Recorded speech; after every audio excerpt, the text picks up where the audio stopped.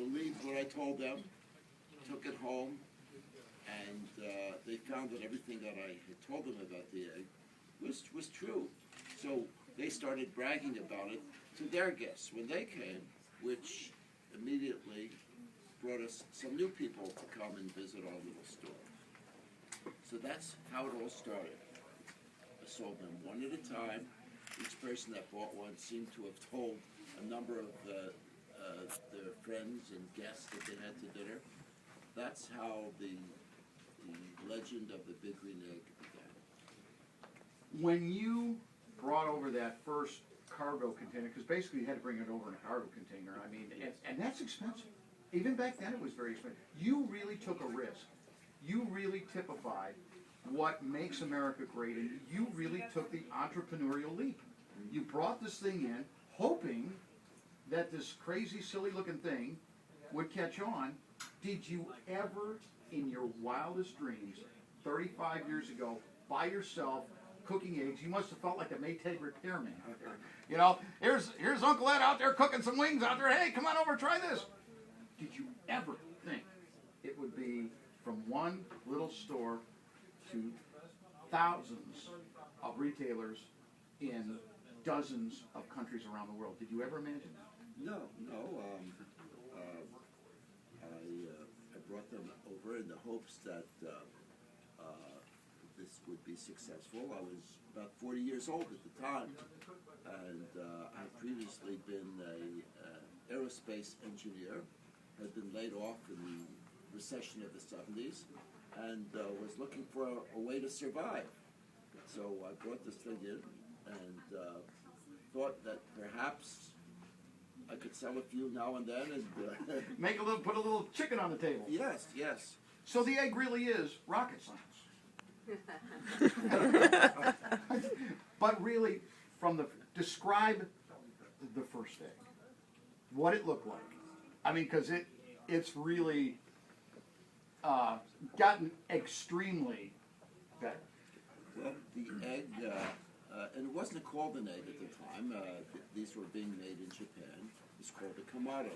Brought it in, and of course the cooking results were incredibly good, because the art of cooking in ceramics goes back all those centuries. So the cooking quality was good, but it lacked certain other things that were necessary in order to make it a commercial success.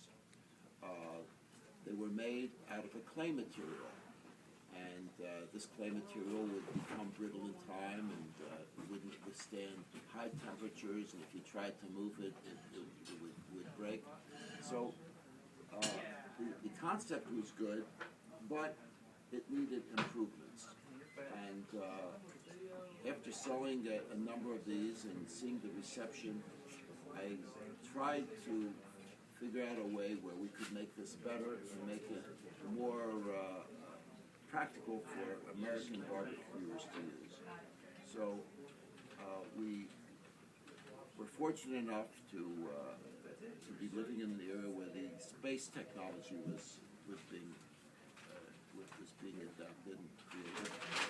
And we happened to find a manufacturer that was using a newer type ceramic. We tested the ceramic. We found that the cooking qualities were similar to the clay that we had used, but it was far more durable. So now we had an egg that would withstand heavy-duty American usage, still produce the great results that people were enamored with. And my friends, enamored is really a humble word for what the egg has become. It has influenced so many people. It has gone from its humble beginnings of clay, of multicolors. I heard someone tell me they had a red egg, an orange egg. They had I think Bobby said he had a chartreuse egg. Well, it wasn't an egg, a kamado. But then you evolved it into the egg. It's seen a few revolutions, but now it is the Big Green Egg. It's got the dimples. It's got the finest ceramic. It's got the finest things. And I know you've got your own R&D guy in John Creel up there, and he's always looking. And the great thing about the egg is it learns to adapt. What you have done, Ed, is you have created a group around you that they will do nothing that they haven't tested, retested, triple tested, quadruple tested, and made absolutely sure before it ever has anything to do with the egg. So that by the time it makes the egg and makes the retail center, by the way, the retail center, if you haven't been here recently, my friends, is amazing. There is so many things here. It's like a candy store for egg junkies. Even if you aren't an egg junkie, come in here and become one. Because you'll see all these things and say, I gotta cook on whatever it is that has all these neat things. But you really have developed a culture. And you now have Eggtoberfests all over the country. You have one coming up in October.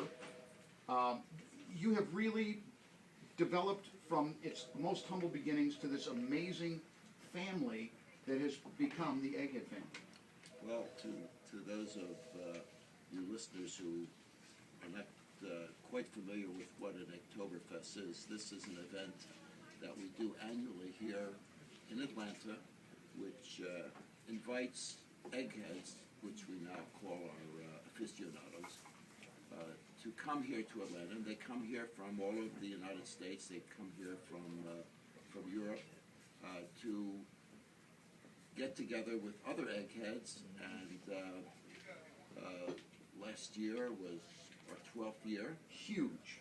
We had 1,500 people who were at the occasion. We had to turn around over 500 that also wanted to come, but we had a limited space.